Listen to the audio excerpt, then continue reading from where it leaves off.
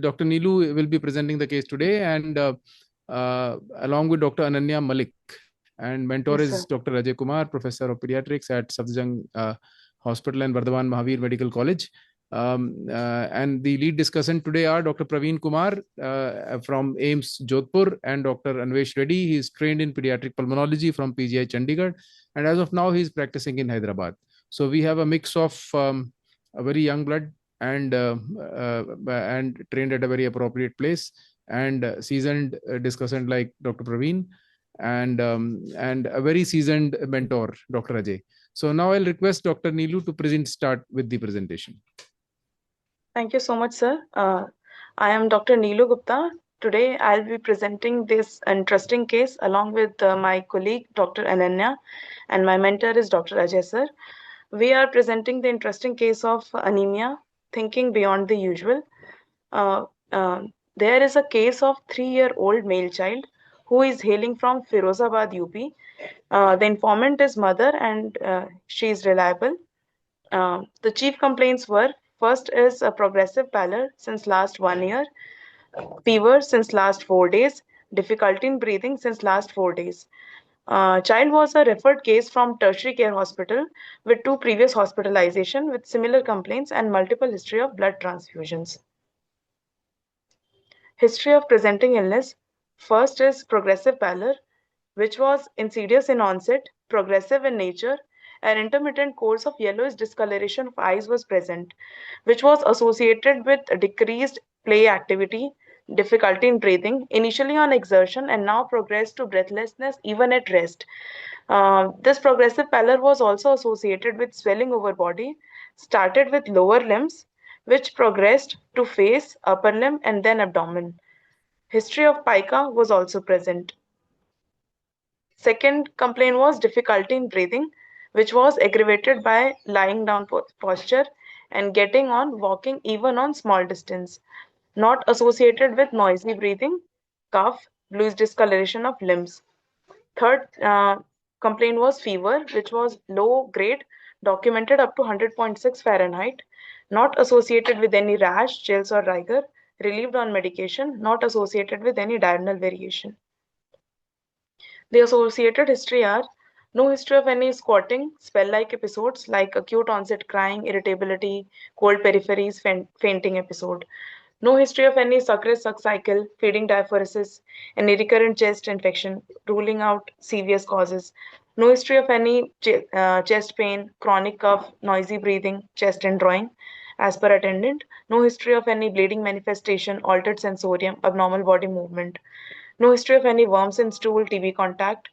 No history of any abdominal pain, dark color urine, joint pain, and no history of any chronic drug intake or any herbal medication. There was significant history of multiple blood transfusion which was present in past 1 year. This is past treatment history showing graphically. Since birth till 2 years of age, till March 2025, child was asymptomatic. In March, he first presented to hospital and with complaints of difficulty in breathing, jaundice, and fever, for which he was admitted for 12 days, received 4 blood transfusions. Again, child was discharged and asymptomatic till 1 to 1.5 and 2 months, and again presented in June with similar complaints. Then child was admitted for 5 days, received 2 blood transfusion, and received treatment under diagnosis hemolytic anemia under evaluation. And child was discharged after which he was asymptomatic since till last 6 months, and again presented to us in December 2025 with similar complaints associated with respiratory distress, query CHF, and child was shifted to HDU for further stabilization. Further history, antenatal history, trimester 1, mother was unbooked case, not received any supplements, uninvestigated, with history of fever in first trimester, not associated with any rash, no history of taking any medication and USG scan. Trimester 2, mother was able to feel fetal movements around 16 to 18 months, but there was no history of any chronic debilitating illnesses complicating pregnancy. No history of any TT injection and supplements were taken.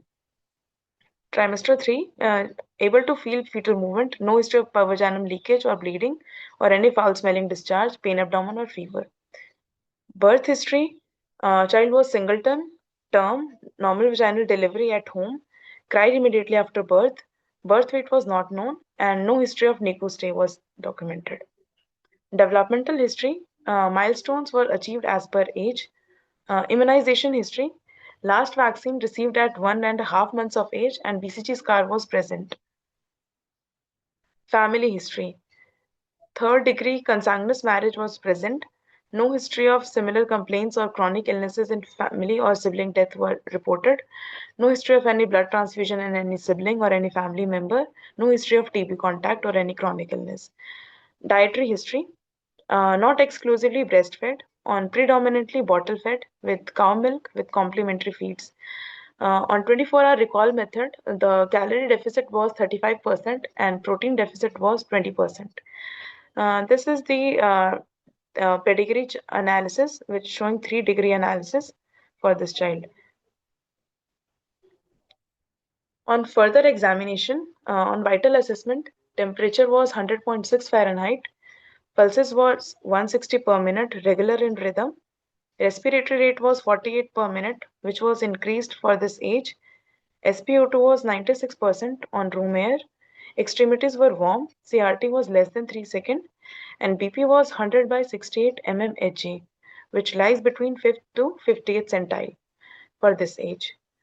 On anthropometric evaluation, weight was 11 kg, which lies between 1 to 2 standard deviation.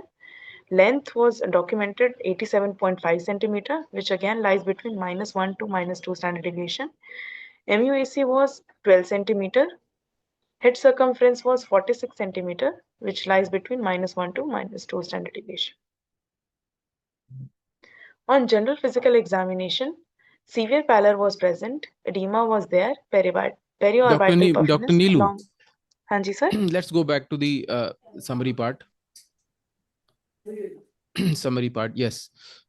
So before we go on to the examination, let's go back to history itself. Yes. You did you not make okay, so we do not have a list of differentials that we thought of at the end of history. So Sir, what we understand now is because we are Sir, we starting with have list of differentials at the end of history and examination. no, at the end of history. Why? Because examination will give you some liver, spleen, lymph nodes, some pallor, some things will be Yes, there, sir. but Yes. it's a one time assessment. A lot of information that you are giving on history is what is actually going to help us a lot. So based on your history, what would I will bring in Dr. Praveen Kumar for his any questions, any clarifications, anything regarding this particular case. Dr. Praveen, anything that you wish to say or ask? Yes, I just want to just clarification. Was the child absolutely right between the two episodes? As he Yes, sir. stated? The child was asymptomatic between these episodes and hospitalization.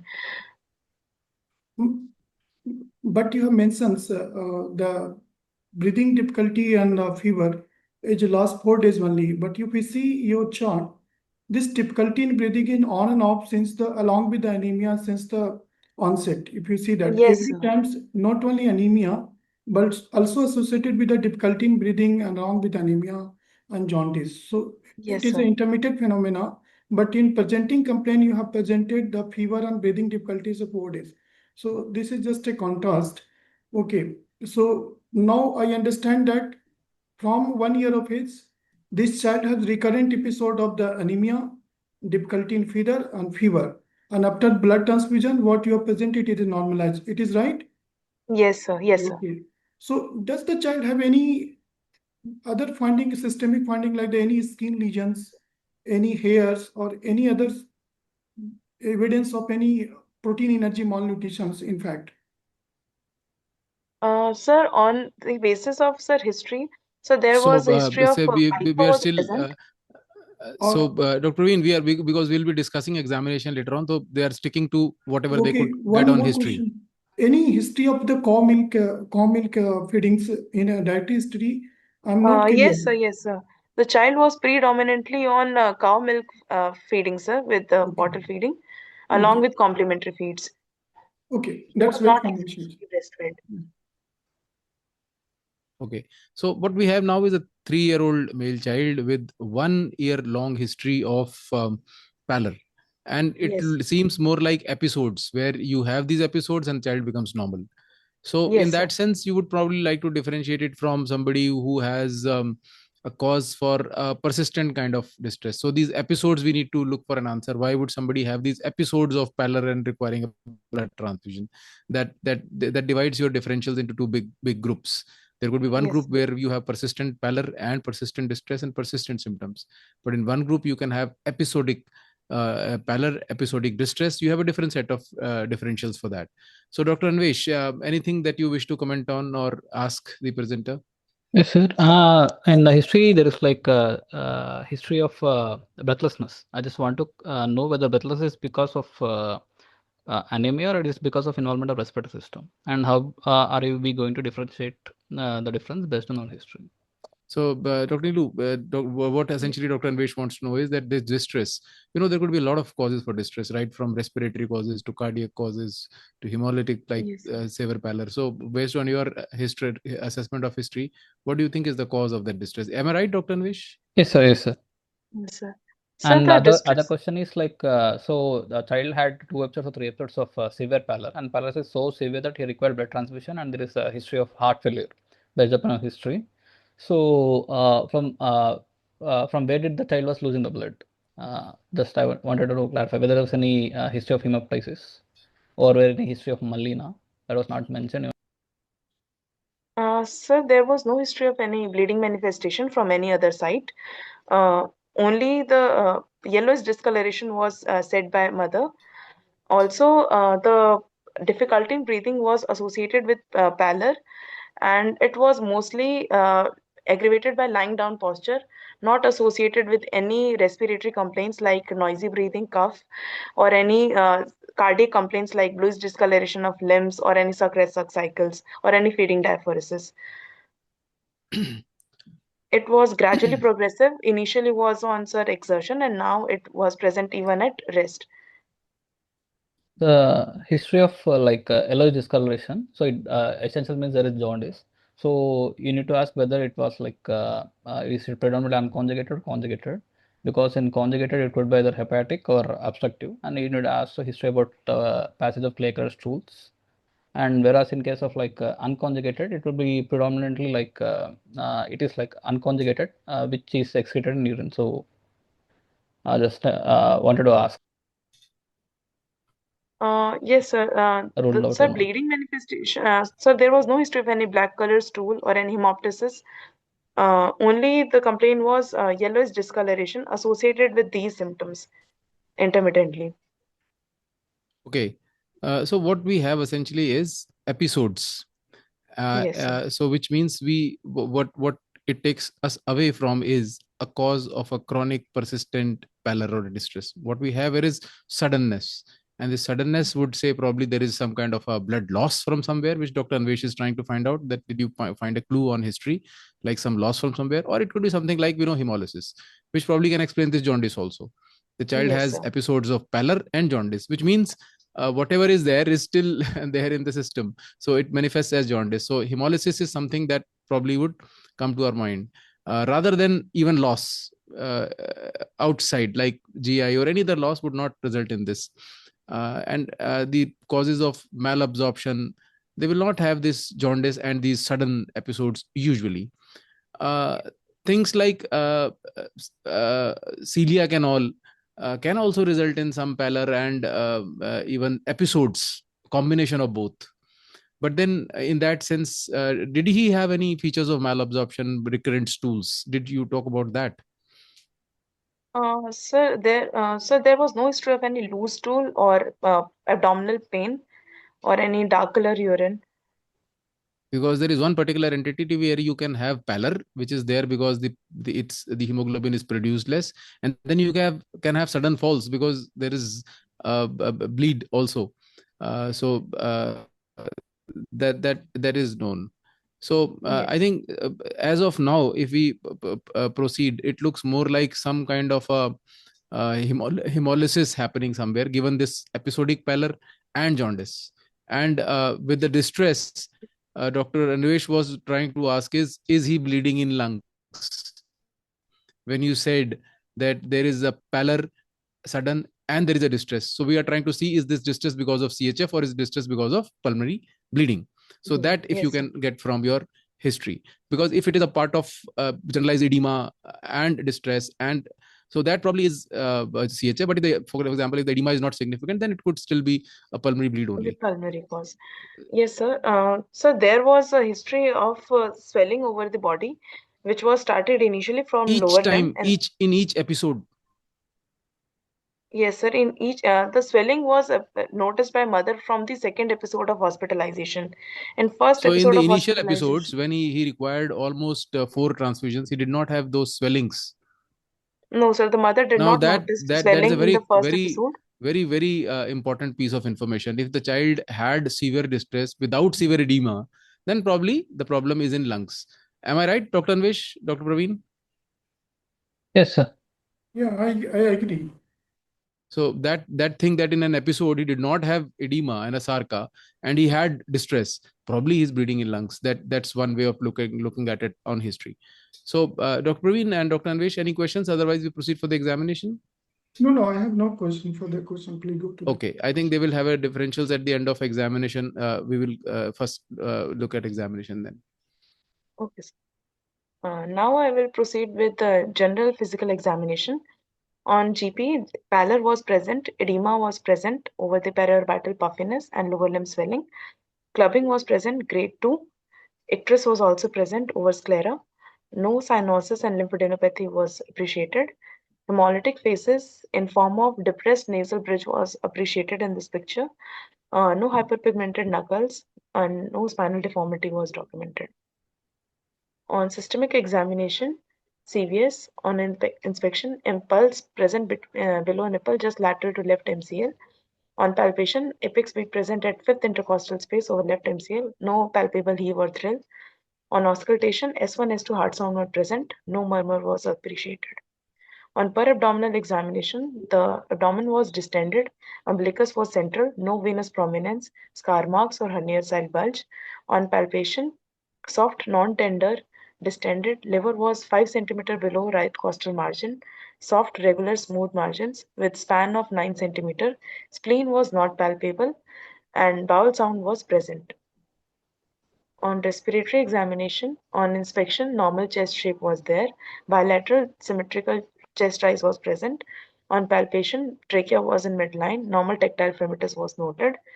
On percussion, bilateral resonant note on percussion was noted. On auscultation, bilateral air entry was present and bilateral basal fine crypts were present, more on the right side than left side. Other systemic examination like CNS and musculoskeletal was within the normal range. Case summary. On the basis of history and examination, 3-year-old male child born out of third degree consanguineous marriage presented to us with intermittent episodes of progressive pallor, fever, and difficulty in breathing for past 1 year, not immunized as per age, developmentally normal, and belonging to lower socioeconomic class with predominantly on cow milk based diet. On examination, there was severe pallor, icterus, clubbing grade 2, periorbital and lower limb swelling, tachycardia, no hypoxia. Serious examination was normal. Respiratory examination suggestive of bilateral air entry with creps with no chest deformity. Per abdominal examination suggestive of hepatomegaly with no splenomegaly, not distended, bowel sound was present. On the basis of history and examination, we kept these provisional diagnoses. We treated the child provisional diagnosis of severe pneumonia with severe anemia under evaluation with CHF, query hemolytic, query hemoglobinopathies. Third differential was chronic lung disease, nutritional, tubercular, or autoimmune. So first possibility was kept as hemolytic anemia as points for favor, and there were intermittent episodes of yellowish discoloration and also history of multiple blood transfusions were present. Hemolytic phases was also noted. Hemoglobinopathy, sir, multiple blood transfusion was there. Also, history of consanguineous marriage was also present. Point against was, sir, no similar complaints in sibling or any family member. Her differential we kept as chronic lung disease, with points in favor was multiple hospitalization in view of pneumonia, breathlessness, clubbing was present, and dyspnea on exertion was also present. The point against were there were no history of any cough, noisy breathing, chest indrawing, no history of any blood in sputum. Uh, Fourth differential was nutritional cause. Uh, History of bottle feeding with cow milk was present with calorie deficit and protein deficit, but point against were normal anthropometric values for age. Fifth differential was kept as tubercular because low-grade fever spikes and prolonged history. Point against were no history of cough, TB contact, or any weight loss history. Last differential was kept as autoimmune due to prolonged history, low-grade fever, unexplained yellowish discoloration with multiple blood transfusion. But the age group and the sex predilection was against it. Perfect. So, Dr. Neelu, I think let's stick to this chart first because it's a very, very interesting case, uncommon one. And before you show investigations and with that, probably the diagnosis itself, this is where we land up. So, Dr. Praveen, any thoughts? Yes. First, before going to the differential diagnosis, I would like to ask, can you, by the clinical finding, can you differentiate whether the lesion in the lung, cardiac, that is in the heart, or in the hematological system by your examination findings so that we can dissect the differential diagnosis more clearly by your Yes, sir. examination findings? Sir, on the basis of history, we have ruled out serious causes Yeah, as there was no history of any feeding diaphoresis, any sucrose cycle, any history of bluish discoloration, or any palpitation. yeah, On I agree. I agree. CBS is rule out. Okay, good. Hematological and the lung disease. Yes, sir. On hematological point of view, sir, there was a predominant history of progressive pallor, but there was no history of any bleeding manifestation from any other site. Although there was history of yellowish discoloration was noted by mother, and there was no there was history of pica also present. There was history of multiple blood transfusions. Um, Okay. Now coming to the differential diagnosis.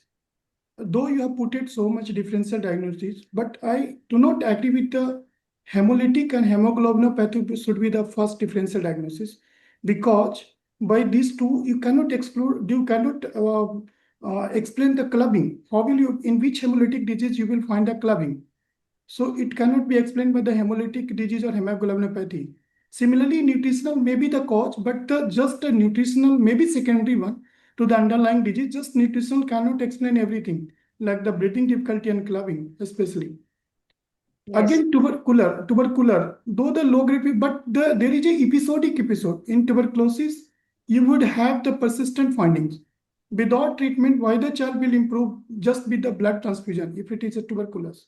So even you want to tuberculosis should be very lower down. But I would not keep the hemolytic, hemoglobinopathy and nutritional as a differential diagnosis. It may be the coincidental finding or may not be.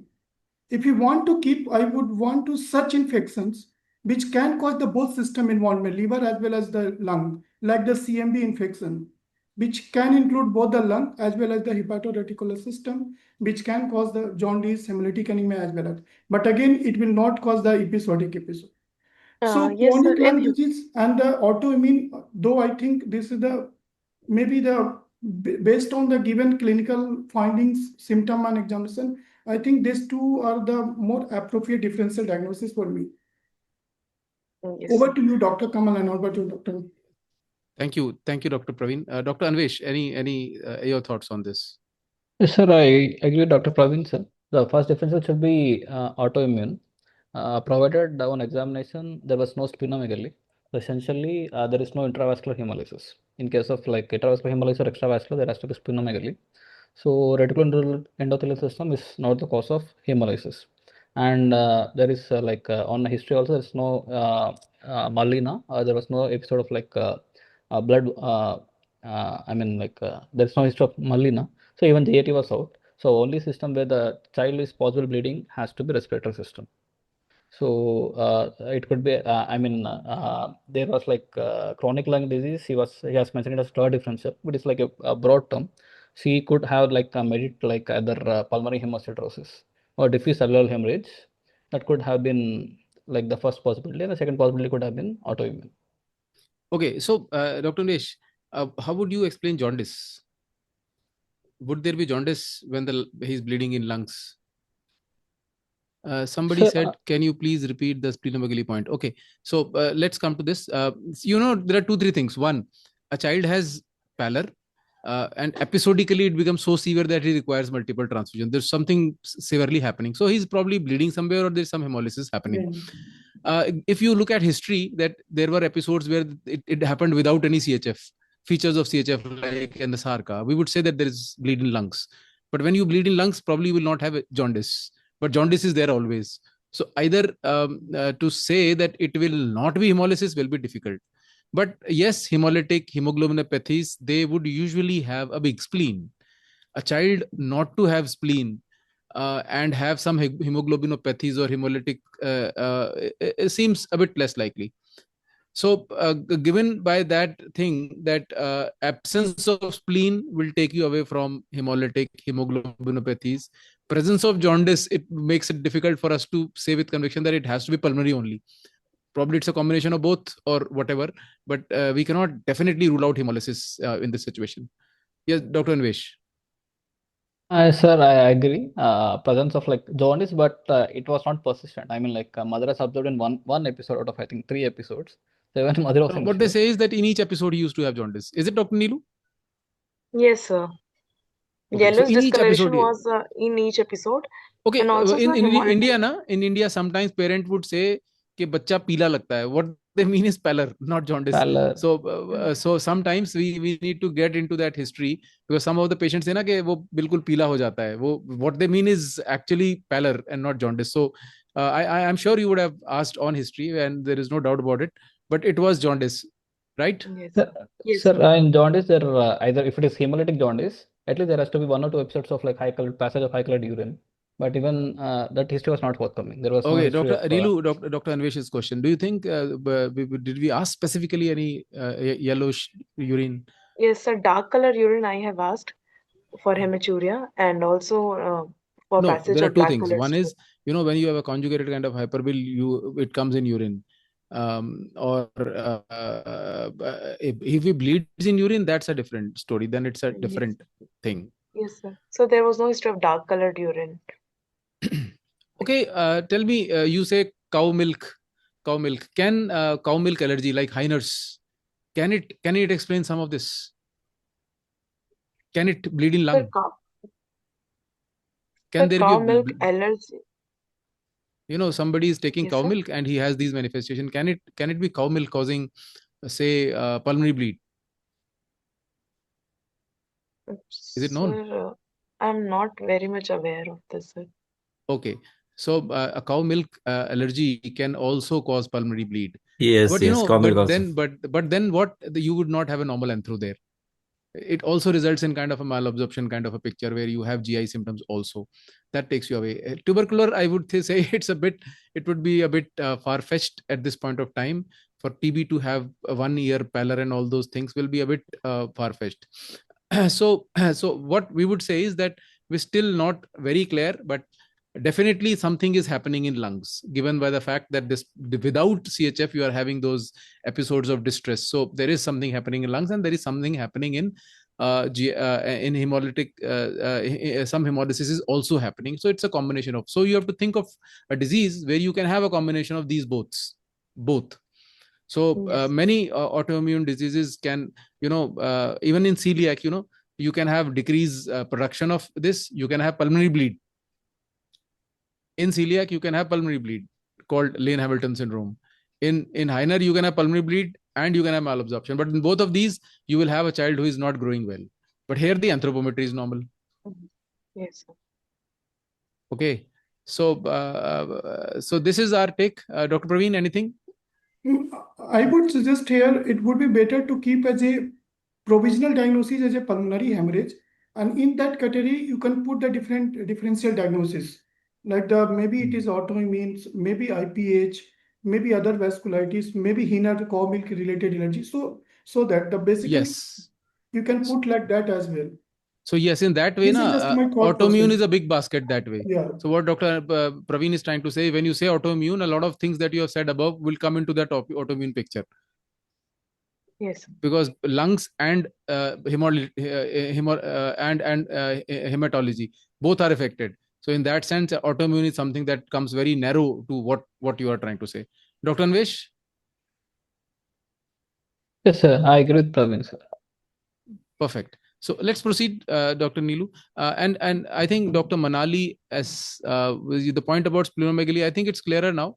What you're trying to say is that if you do not have splenomegaly, then hemolytic hemoglobinopathies, they become less likely. For somebody to have thalassemia and not to have spleen will be very, very odd. Yes.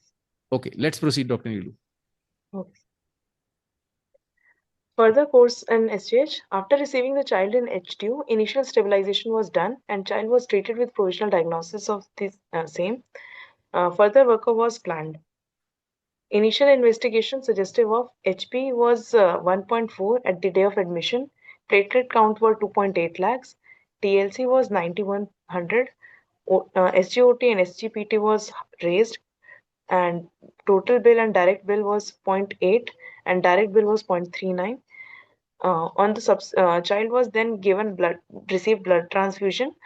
Post BT-CBC on the coming days came out to be HP was 3.4, platelet was 1.5 lakhs, OTPT slightly improved, and we also sent the PT-INR. PT-INR was also 11.2 and 0.9. We again give child a one blood transfusion, and the last was 6.1, 1.4 lakhs platelet count, and 5900 TLC count. OTPT was normalized by the day of admission 7-8, and bill was also 1.54 total bill, and direct bill was 0.4. Okay, Dr. And Anvesh, further, any thoughts on this? Okay, let's look at this also. Yes. we have then sent the anemia workup on peripheral smear. Microcytic hypochromic was present. Target cell was there, present. Pencil cells were there. Retic count was 12%. Corrected retic was 5.9%. DCT was negative. LDH was raised. Vitamin B12 was normal for his age. Serum iron level was decreased. MCH was also decreased. MCV was 78.8, which also decreased for this age. MCHC was 22.2, and osmotic fragility was negative. On further workup of hemoglobinopathies, HPLC was normal, PNH workup was negative, G6PD was negative. We have ruled out the further causes of hemolytic anemia. ESR was 20 mm per hour. TB workup came out to be negative. Hepatitis A, B, C was ruled out as SGO2-PT was transaminitis was present. It was also suggestive of non-reactive. CRP was positive. RMET was negative. On viral causes of hemolytic anemia, we have sent the viral serology for parvo, EBV, HIV, and CMV, for which parvo IgM was positive. This is the TB CBNAT report, GA CBNAT report, which came out to be negative. We have done the ultrasound, in which there only mild hepatomegaly was present. 2D echo was also done, screening, which is suggestive of normal study. We have sent the PNH workup, flow cytometry, which also negative. Then we have also sent immune profile, as there were recurring episodes. The immune levels were normal. We have sent the viral serology, in which parvo B19 IgM was positive. We have then sent the PID workup, for which CD8 count was raised, and there was reversal of CD4 and CD8 count, and NK cell were also increased. It's suggestive of immune activation secondary to any viral infection, most likely in this case acute parvo infection. This is the initial X-ray on the day So of admission. let's present the X-ray. Yes, please proceed, Dr. Neelu. Yes, sir. So this is the initial X-ray at the day of admission, which suggestive of bilateral diffuse dense homogeneous opacities. And after 14 days, the X-ray picture was improved, but still there was homogeneous opacities were present.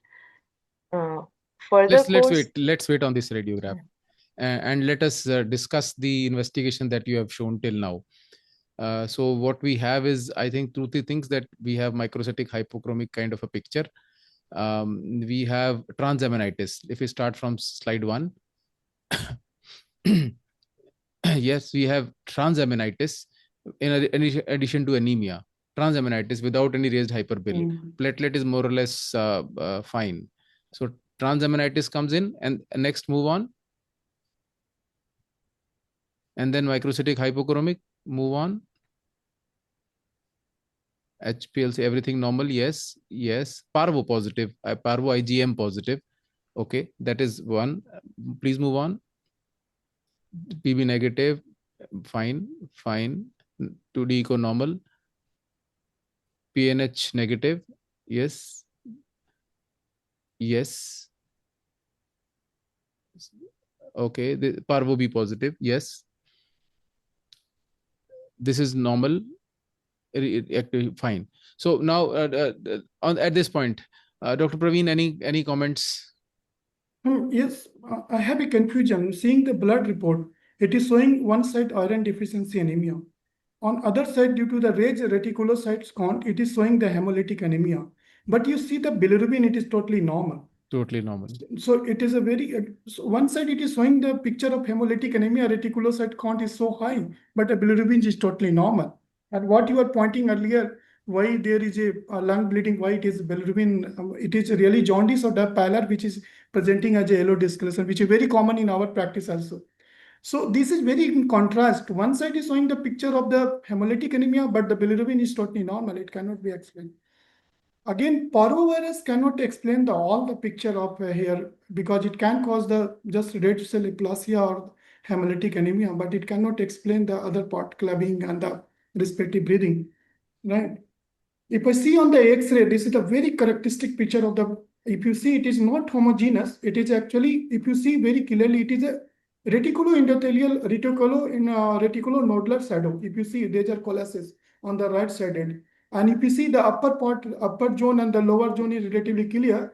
And if you see the, especially the middle part of the lung is mainly involved. And if you see very clearly, it is looking at a reticulonodular opacity, which is actually coalesces and very typical of the pulmonary hemorrhage. And it is totally almost clearly appear within a stretch of about 10 days after blood transfusion. So this is a very fleeting shadow, one of the characteristic feature of the pulmonary hemorrhage. This is just my impression till now. I don't know. Yes. So if suppose we had an X-ray in between also, because now the bleeds can you can have a clearing very rapidly. If suppose you have a pneumonia, it will take 14 days for it to show any kind of an improvement. But if given appropriate treatment and you have a pulmonary kind of a bleed, within 2 days, within 48 hours, we have seen things clearing markedly, which in a way proves that it was a pulmonary kind of a bleed. That is one. But yes, I fully agreed. The jaundice, which was there in history, it's not there on investigation. So probably by the time you investigated, things that were settling or cleared out, that I'm not sure, you would have to say. But that is one. Dr. Anvesh. Yes, sir. Sir, parvo IgM is positive. Parvo doesn't cause like a chronic picture. So the previous two episodes of bleed, so we doesn't know the cause of the previous bleed. So the current episode could be, but parvo it causes only sir said only in those people who have hemolytic anemia. So it can cause this bone marrow failure. Otherwise, it is a mild picture. Yeah, so And it can cause an aplastic crisis kind of a picture, crisis but that will picture. be episodic. You cannot Yes, have sir. it again and again over past 1 Yes, year. yes, sir. So Even it that could be happens. that he had a parvovirus now, but it cannot explain the overall clinical picture here. Yes, sir. And the other thing is the transaminases. It could be even because of parvo also. We never know. But how are we going to relate transaminases and anemia? Yes, Dr. Neelu, can you try and connect the dot? yes, The sir, dots the we have. parvovirus, sir, can cause aplastic crisis, but it predominantly involves reticulocytes, and it will show reticulocytopenia. And here we are getting reticulocytosis. Also, Hmm. sir, parvovirus can cause transaminitis, which can explain these findings, but there was no raised bilirubin levels, which was again very suspicious if we are thinking in the lines of hemolytic anemia. Also, sir, the LDH levels were raised, which again uh, Some hemolysis. sir, pointing towards hemolysis undergoing, but there is no evidence of any bleeding as per se. DCT Uh, was also negative. yes, sir, DCT was also negative. Okay. Also, Okay, sir, doctor. MCV, MCH, MCHC was also in lower range. In hemolytic anemia, this should increases because the So picture that is will happen. normocytic normal. Yes, that will happen. See, it depends. It's acute or chronic. If somebody has a chronic kind of anemia, then this can happen. In acute, you may not have sudden falls, but a chronic anemia will have this kind of a picture. Okay, sir. Okay, let's proceed. In X-ray, now one more thing that I was you said on examination muffled heart sound, but you do not see cardiomegaly here. Somebody to have that kind of a pellet requiring so many transfusion, and this radiograph, the on the left one is still shows a heart which is a bit larger. The right one is absolutely fine. So maybe it was CHF which improved or what. But usually somebody who has a chronic kind of a anemia, you will have a bigger heart. Rather, you can think of something like a chronic anemia related cardiomyopathy. When you said muffled heart sound, that's what came to my mind. That if suppose it's a muffled heart sound, it could be a cardiomyopathy and it could be related to chronic anemia per se. But here, incidentally, we do not have that cardiomegaly, at least on the X-ray on the right side. Yes. On the left side, maybe acute bleed CHF may have contributed to that. Yes, Yes. please proceed. Further course, child was shifted to ward after respiratory distress was settled and CHF was resolved. But further episodes of drop in HB along with fever were reported in ward, for which multiple blood transfusions were given. After initial investigations, hemolytic anemia was kept in lower down in differentials for following reason: no organomegaly and negative DCT. Liver was also regressed after CHF was resolved.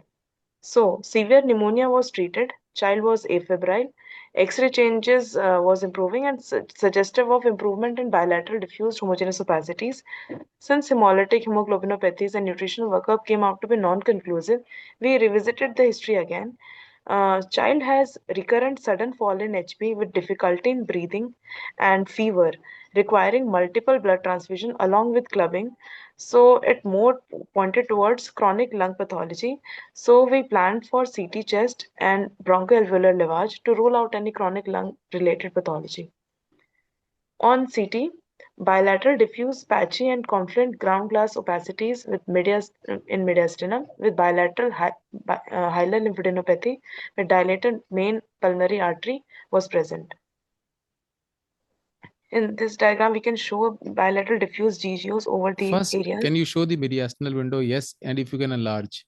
Is it possible to enlarge this on the mediastinal window? The next one. Yes. Can you enlarge this on No, PowerPoint? sir. Now okay. Okay. So, but here we can see the dilated pulmonary artery over this. Yes, Dr. Praveen, any comment on the CT?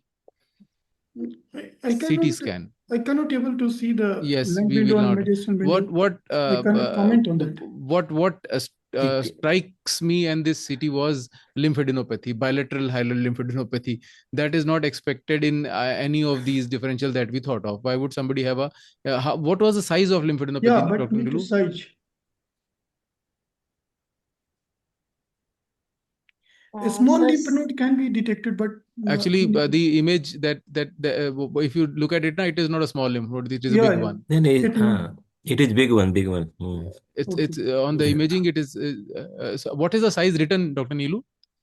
Have they written a size? Yes, sir. They have mentioned.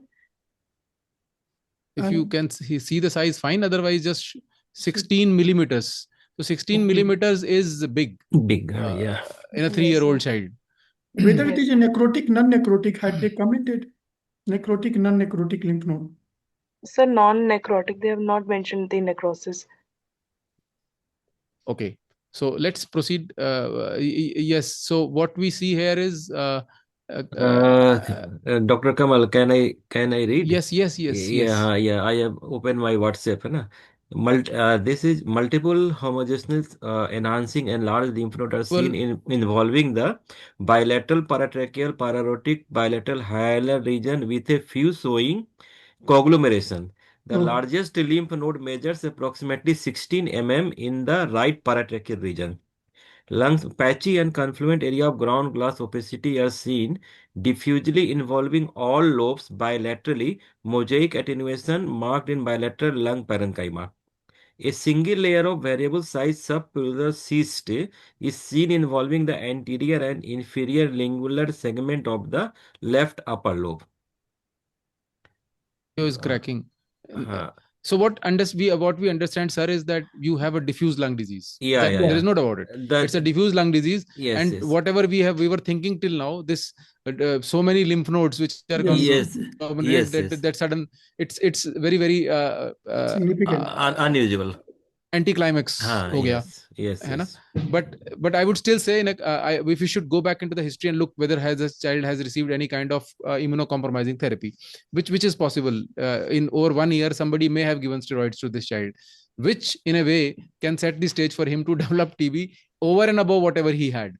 So TB cannot explain any of these. But if somebody is having prolonged fever, if somebody has such big lymph nodes, malignancy, TB, all these things come up as in our mind. But if you look at the overall clinical scenario, this one disease will not explain it, but it can be a co-traveler, it can be a complication of medical management that you have received.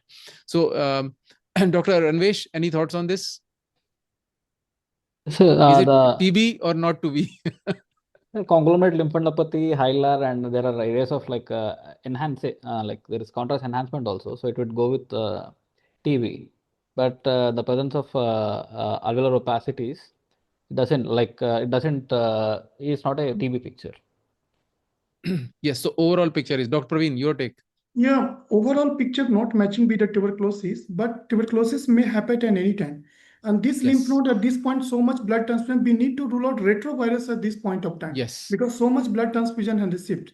And even retrovirus can present the X-ray picture like this. Absolutely. So whatever you are saying, but if it is TB, then you have to think of retrovirus also, because the manifestations can more or less mimic each other.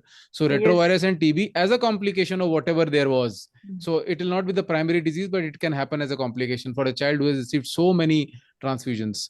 So HIV is negative. Yes, And HIV is negative. so ruling out TB is very, very important in this child, because the treatment that you are going to give, if suppose it was a latent TB, it will flare.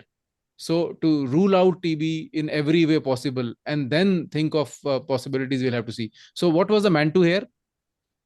The MONTU was negative, and GAFP CBNet was also negative. So I would still be very skeptical if suppose a child has received steroids, the MANTU may come negative. And with these lymph nodes, it will be very, very, one has to be very, very, I should not use the word brave, but to give immunocompromising therapy to this child without thinking of TB will be very, very dangerous to think of. But yes, so let's proceed with rest of the investigations. Yes, sir. Sir, on bronchoalveolar lavage, hemorrhagic bile was associated. We have taken 3 samples, and on consecutive sampling, the amount of hemorrhagic content was increasing, which was again rule out the trauma causes, and again suggestive of any hemorrhage was going on in this lung pathology. On further analysis, the hemorrhagic bronchoalveolar lavage was isolated, and on HPE, hemocytin-laden macrophages was present. So we made the final diagnosis of diffuse alveolar hemorrhage, query autoimmune, query idiopathic. So we have done the autoimmune workup, in which ANA was positive, 1:100 titers, 3 plus, and NTDS DNA was 42, which again in the normal range. CNCA, PNCA was negative. C3, C4 was also in normal range. These are the reports. Okay, so the dsDNA, as per the report, the lab report, is it normal? Yes, sir. So the range was 0 to 100 international unit per ml, but here it comes out to be 42. Okay. Okay. So, yes, please proceed. So we have made the final diagnosis of diffuse alveolar hemorrhage, query idiopathic. Child was started on tab prednisolone and discharged. On follow-up, he was symptomatically well and steroids were tapered down.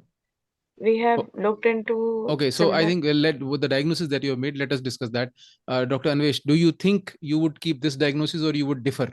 Yeah. The DAH is a broad diagnosis, so we need to rule out the causes of DAH. And second, the possibility of TB still lingering. So lymphadenopathy, we need to rule out the cause. What is the cause of mediastinal lymph nodes? Dr. Praveen? Yes, I will kit not idiopathic now. It is a autoimmune diffuse alveolar hemorrhage, and I will not think TB now because we have seen even in a SLE, systemic lupus erythematosus, we seen the lot of lymphadenopathy even in the mediastinal as well as the peripheral lymphadenopathy. The 10 to 20% of children may have the lymphadenopathy, so it can be found. So what I am not, I am surprised. Even the ANA and double extended DNA is positive. Then why you are keeping idiopathic? I'm surprised No, actually. Absolutely. So, Double stranded DNA is negative. Okay. okay, sir. Only ANA is positive. So, Okay. sir, what we are trying to say, Dr. Praveen is trying to say is that when you say the word idiopathic, it means Yeah. you do not get a clue from anywhere. When you don't get it's a diagnosis of exclusion, you do not get a clue from anywhere, we'll say No. idiopathic. But if you are getting a Yes. clue from somewhere, we can say, okay, there is a possibility that if ANA Uh, is strongly positive, it Again, could be C3, some. C4 is low. So What we would say is that if it is supposed strongly positive, a yeah. possibility of an autoimmune disease lingers. Now, the problem, what with this is, it's a young child, 3 years of age. All the manifestations of say SLE or everything may not come by this point of time. Maybe we need to retest it, we need to have relook it. But definitely, if ANA is so strongly positive, to label it as idiopathic would I would we would I think I would desist from labeling it as idiopathic. I would say, okay, we have a lead, we need to work on this further. Maybe if dsDNA should be checked up.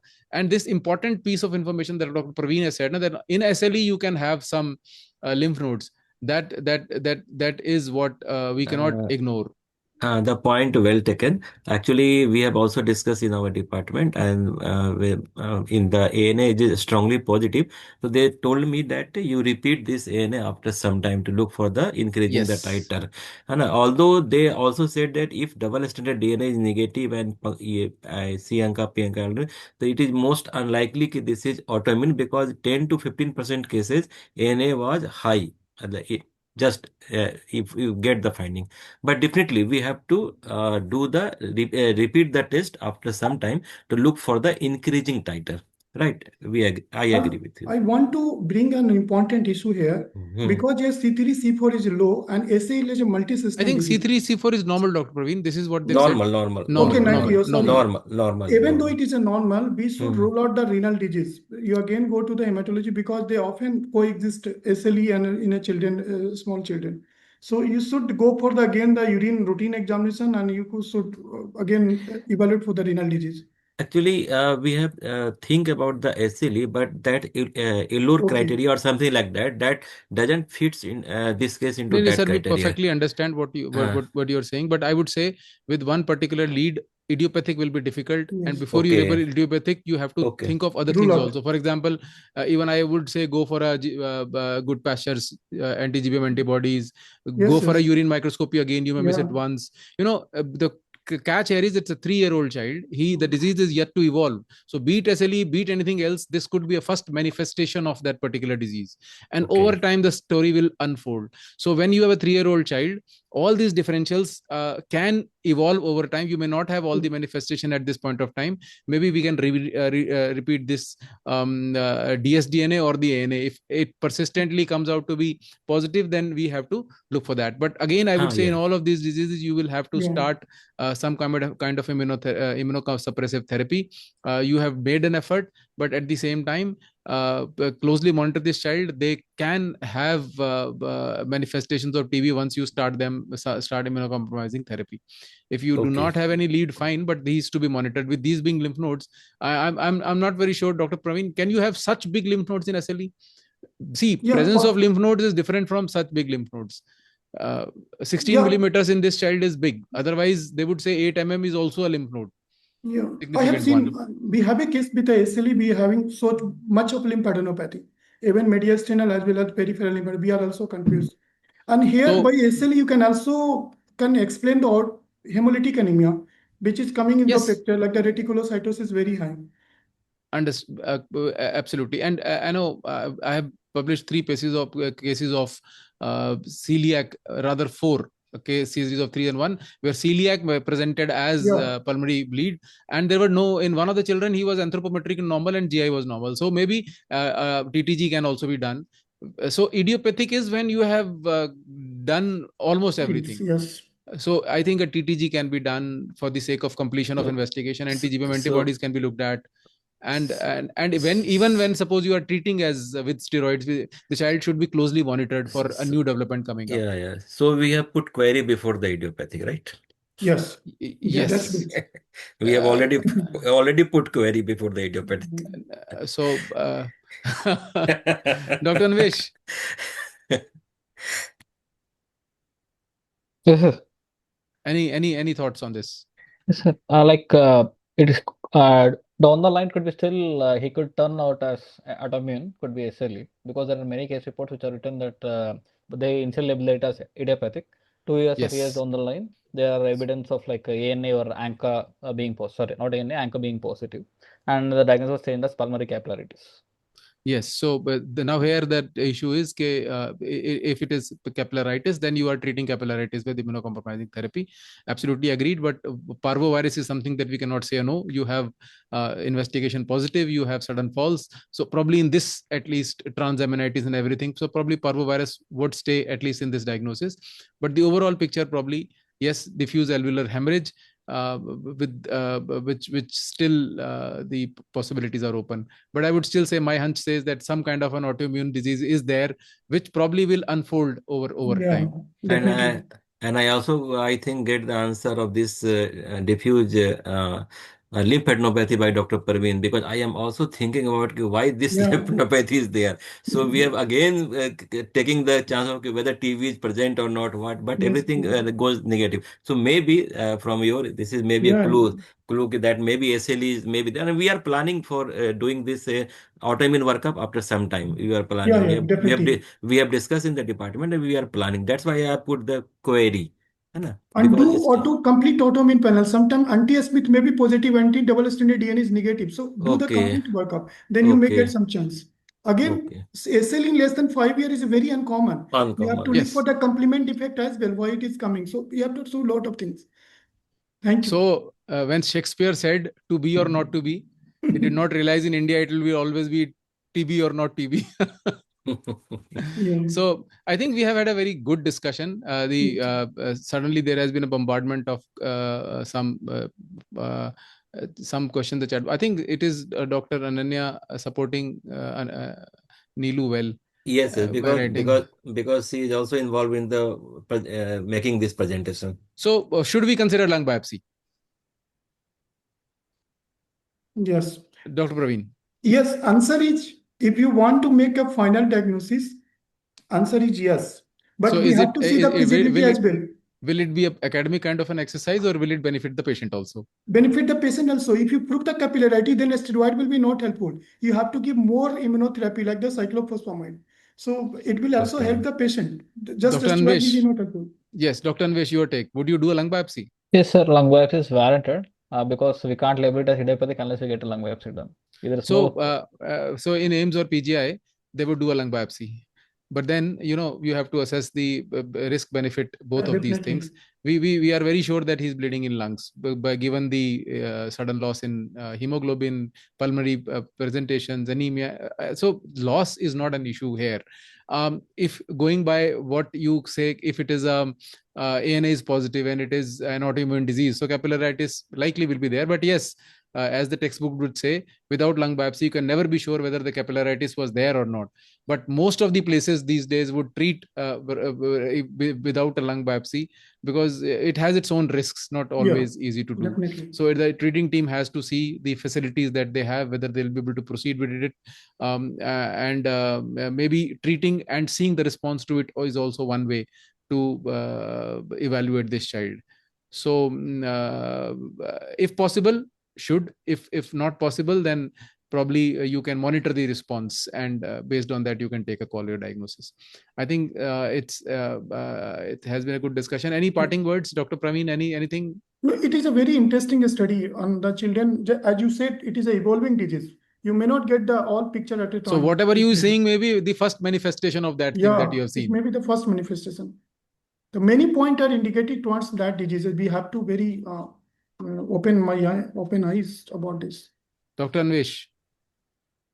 It's an interesting case, but just we are stuck. We don't have a final diagnosis. All we have is like capillarities. So we need like regular follow-up so that we can label him as So like irritable I would say that in medicine you have to be correct on that day at that point of time, and the patient is to be treated on that day at that point of time. Later on what happens is a different story. So whatever we are doing is that today what we can do, it has to be done. And we know it will unfold, and in such chronic diseases we have to keep a close eye. We have to follow these patients up well. Dr. Ajay Kumar, anything, sir, you want to add? Yes, please. No, by selecting this case, no, actually, as a tertiary care officer, we are getting so many referral patients, and this patient referred to us as a query provisional diagnosis of hemolytic anemia. That's why initially we have some misguided by the things. No? Later on, and actually in the unit they comes from the emergency, then HDU, then it comes in the unit after the stabilization. So when it comes the unit and then we review the cases, then we have think no, this episodic drop with outside treated like pneumonia. Generally this happens. This fluffy shadow job outside they treat as a some general practitioner job, they treat as a pneumonia like that with fever. But we have reviewed the case with clubbing. Then we can know this may be a case of some pulmonary involvement, and then we will go for the further workup.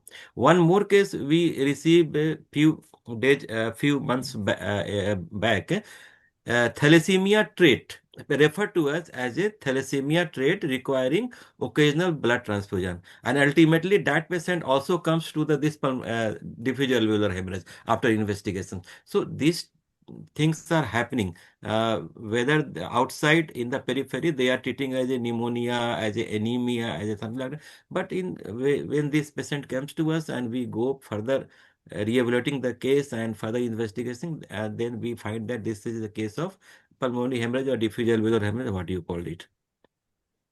Thank you. Okay, thank you so much, sir. I think I thank you, Dr. Ajay, for a very, very nice presentation. I congratulate Dr. Neelu for a very well presented case. Congratulations. Very good presentation. And Dr. Anvesh and Dr. Praveen for contributing to an excellent discussion. So it was a learning exercise for me. Thank you all for this thing. So I thank you, IAP NRC, for this particular event. Thank you. Thank you. And Thank you all. can close down now. I do not have somebody from IPNRC yet. Actually, sir phoned me. Our chairperson, sir, Yes. he is unable to join through the panelist link because he didn't receive it. So he joined as a visitor. What your Okay. So he phoned me, but there is no panelist link in which their is fine. email. I think I think sir left. I think and not here in the attendees. I think sir left. Okay. Okay, fine. I think thank you so much. Thank you all. Good night. Thank you. Good night. Good night, sir. Thank you. Good night, Dr. Praveen. Good night. Thank you, Neelu, and thank you, Ananya. Thank you, sir. Okay. Thank you.